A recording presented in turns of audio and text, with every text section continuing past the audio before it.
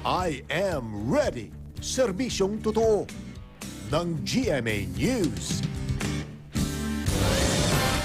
Mga kapuso, wala na pong namumuong sama ng panahon o low pressure area ngayon sa loob ng Philippine Area of Responsibility.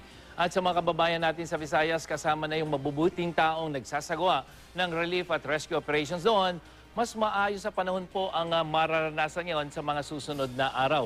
At base sa datos ng Weather Central, mababa lang ang posibilidad ng umulan sa malaking bahagi ng Visayas at sakaling umulan po, mahihina lamang ang inaasahan.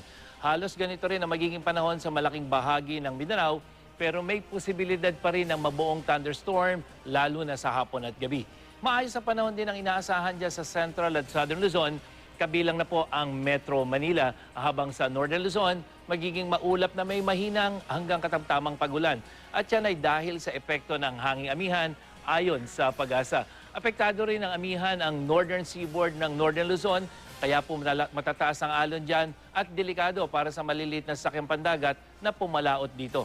Samantala mga kapuso, kailangan pa rin tayo maging I am ready.